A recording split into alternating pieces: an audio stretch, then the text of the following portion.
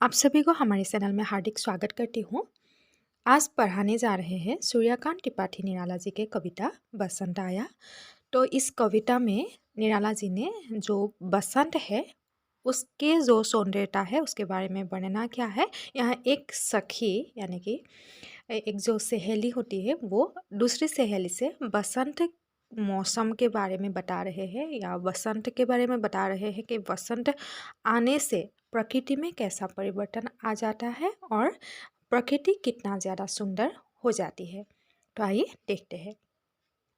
सखी बसंत आया, भरा हर्ष वन के वन मन, नवोत्कर्ष साया। यानी कि एक सखी दूसरे सखी से कहते हैं कि देखो सखी, बसंत का आगमन हो गया है, यानी कि बसंत आ गया है।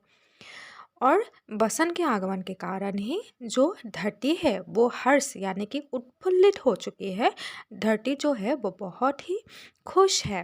हर्ष यानी कि उल्लास भरे जो वन है या जो उपवन है, जो पेड़ है, जो फूल है, हर एक प्राकृतिक जो शोभा है वो ज़्यादा हो गया है। यानी कि प्रकृति में सिर्फ उल्लास का वातावरण छा गया है और नवोत्कर्ष आया, यानी कि एक नया उल्लास, एक नयापन छा गया है। क्योंकि हम जानते हैं कि बसंत का महीना होने से क्या हो जाता है, चारों तरफ हरियाली हरियाली देखते हैं या नया पौधा जो है वो उग जाते हैं या नए नए जो फूल है वो भिन्न प्रकार के आ जाते हैं। तो ये जो परिवर्तन होते हैं तो वो बहुत ही ज़्यादा सुंदर होते हैं। तो सखी यही कहते हैं कि देखो सखी, बसंत का आगमन हो गया है और बसंत के आगमन के साथ ही जो धरती के वन उपवन है वो उल्लास से भर चुके हैं, उसमें नयापन छा गया है। उसके बाद लिखा है, किसलय वसना नव वयलटिका, मिली मधुर प्रिय उर तरुपतिका, मधुब बृंद वंदी पीक स्वर नभ सरसाया। किसलय यानी कि जो नया पत्ता होता है, नया जो उग के निकलता है वो है वासना नव, यानी कि किसलय जो है नया जो पत्ता होते हैं वो पेड़ में आ जाते हैं तो वो बहुत ही ज़्यादा सुंदर हो जाते हैं। और जैसे कि लतिका यानी कि लता, उसको हम स्त्री या लड़की के रूप में भी मान सकते हैं क्योंकि जो लताएं होती है वो लचीली होती है और लड़की भी लचीली होती है। और लता भी जो है बहुत ही सुंदर होते हैं और लड़की भी बहुत ही ज़्यादा सुंदर होती है। और जिस प्रकार लता में फूल आ जाते हैं तो वो यौवन को प्राप्त कर लेते हैं, यानी कि जिस प्रकार एक यौवन से भरीपूर्ण लड़की सुंदर होती है तो उसी प्रकार जो लताएं होती हैं उसमें नयापन आ जाते हैं, नया पत्ता आ जाते हैं, उसमें नया फूल या कली खिल जाते हैं तो वो बहुत ही ज़्यादा सुंदर लगती है। मिली मधुर प्रिय और तरुपतिका। और ऐसे समय में जहाँ के सुंदर वातावरण है और ऐसे समय में जो प्रिय यानी कि बसंत को प्रिय के रूप में माना है, प्रेमिक के रूप में माना है। और जो प्रकृति है, प्रकृति जैसे कि फूल है, पौधा है, उसको प्रेमिका के रूप में माना है। यानी कि बसंत का आगमन हो गया है और प्रेमिका जो फूल पौधे हैं वो खिलने लगे हैं क्योंकि प्रियतम के आने से प्रियतमा जो है वो बहुत ही प्रसन्न हो जाती है। तो कहा है कि बसंत का आगमन हो गया है, यानी कि प्रिय आ गए हैं और उसके लिए जो प्रेमिका है यानी कि जो वन उपवन है वो बहुत ही खिल उठी है, उसमें मधुरता छा गया है। और जो तरु होती है, पेड़ होती है, उसके पत्ता पत्ता जाग उठते हैं, खिल उठते हैं। और वहीं पे मधुब बृंदावंदी पीक स्वर्णव सरसाया। और मधु जो होते हैं वो रस पान करने के लिए फूलों के पास जाते हैं और फूलों में कैद हो जाते हैं। यानी कि बसंत के मौसम में फूल हो या मधु हो, देखने में बहुत ही ज़्यादा आकर्षक होते हैं, बहुत ही ज़्यादा सुंदर होते हैं। और उसी समय पीक यानी कि जो मोर होते हैं वो स्वर लगाते हैं। यानी कि जैसे कि हम सभी जानते हैं कि मोर जब बारिश होता है तभी नाचने लगते हैं। तो बसंत के महीने में क्या होता है, हमेशा ज़्यादातर बारिश होते हैं। तो ऐसे समय में जो पीक होते हैं जो वो अपनी प्रेमिका को नाच नाच के या अपने स्वर ध्वनि से वो उसे पास बुलाती है। और वो जो दृश्य है यानी कि हर एक स्थान पे फूल या नया पत्ता निकला हुआ होते हैं, चारों तरफ जो हरियाली छाए हुआ होते हैं। और ऐसे समय में मधु जो है उसका भी आगमन हो गया है, वो रसपान करने के लिए आ जाते हैं फूलों का। और उसी समय जो मोर है वो भी नाचने लगती है। तो वो दृश्य जो है वो बहुत ही ज़्यादा सुंदर होते हैं। और ये सब क्यों होते हैं, क्योंकि बसंत के आगमन हो गया है, इसलिए ये जो कार्य है प्राकृतिक शोभा वो होता रहता है। उसके बाद लिखा है कि लता मुकुल हार गंध भार भार भर बही पवन बंद मंद मंदतर जागे नयनों में वन यौवन की माया। तो जो लताएँ होती है वो ऐसे ऊपर से नीचे तक आते हैं, फिर नीचे से ऊपर तक जाते हैं और उसका उसमें जो फूल आ जाते हैं उसका गंध जो होते हैं वो चारों तरफ फैल जाते हैं और भार भर यानी कि फूलों से वो नीचे झुक जाता है। जो लताएँ है वो फूलों से नीचे झुक जाता है और उसका भार सहन कर लेते हैं अपने आप में। और वो दृश्य जो होते हैं वो बहुत ही ज़्यादा सुंदर होते हैं।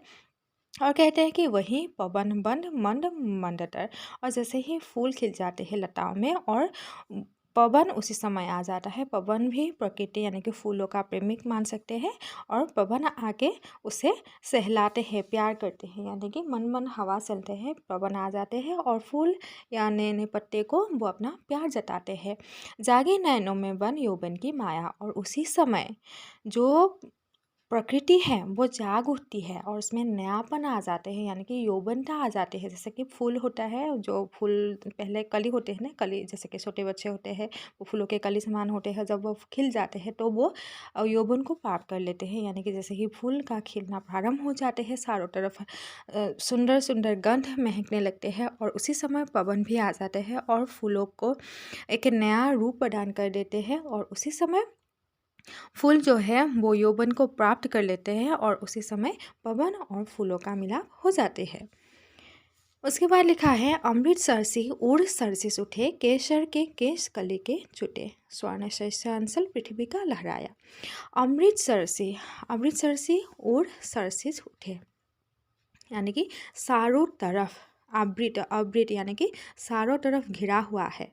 सर से उठे तो चारों तरफ जो या कमल का फूल हो या जो गुलाब का फूल हो या प्राकृतिक जो वातावरण हो वो चारों तरफ बहुत ही ज़्यादा सुंदर रूप से फैला हुआ है।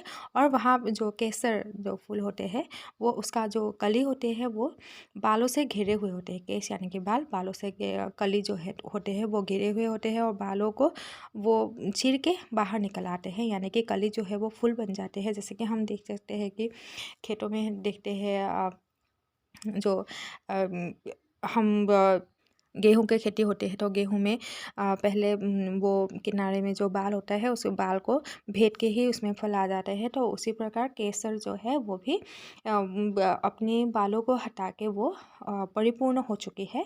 और ऐसे समय में स्वर्ण शस्यांचल जो कि धान जैसे कि खेती होते हैं वो भी सोने जैसा लगता है, यानी कि हम खेती को लक्ष्मी जी का अवतार मानते हैं और उसी से पैसा कमाते हैं, यानी कि जीवन का संचालन होते हैं। तो कहा कि जो सोने जैसा खेत है उसका आंचल जो है वो चारों तरफ व्याप्त है, यानी कि चारों तरफ हरियाली और स्वर्णमय छाया हुआ है और पृथ्वी जो है वो देखने में बहुत ज़्यादा सुंदर लग रही है। यानी कि सखी एक दूसरे से ये कहते हैं कि जब बसंत के आगमन के कारण चारों तरफ प्रकृति जो है वो बहुत ही सुंदर लगने लगा है। चारों तरफ हर्ष यानी कि उल्लास का वातावरण, नया रूप जो है वो छा गया है और जो किसले यानी कि नए नए जो पत्ता होते हैं वो भी खिल उठने लगते हैं। और ऐसे समय में जो मधु होते हैं वो भी फूलों का रस पान करने के लिए चले जाते हैं और मोर भी नाचने लगते हैं। और जो लताएं होती है वो माला की तरह फैले हुए जाते हैं और उसी समय पे पवन आ जाते हैं और पवन उसको हिला देते हैं और प्रेमिक प्रेमिका दोनों का मिलन हो जाते हैं, यानी कि पवन और फूलों का मिलाप हो जाते हैं। और ये जो दृश्य होते हैं वो यौवन से भरा हुआ है, परिपूर्ण है, वो बहुत ही ज़्यादा सुंदर है। और फिर जो सौंदर्य है चारों तरफ आवृत हुआ है। और जो केसर है वो जो कि बहुत ही ज़्यादा सुंदर होते हैं और केसर केसर भी अपने बालों को निचोड़ के वो आगे बढ़ चुकी है, यानी कि वो भी फूल बन चुके हैं। और चारों तरफ हमेशा हम देखेंगे कि स्वर्णमय है, यानी कि जो खेत है वो पक चुका है। और उसी समय का दृश्य है वो बहुत ही ज़्यादा सुंदर होते हैं। धन्यवाद।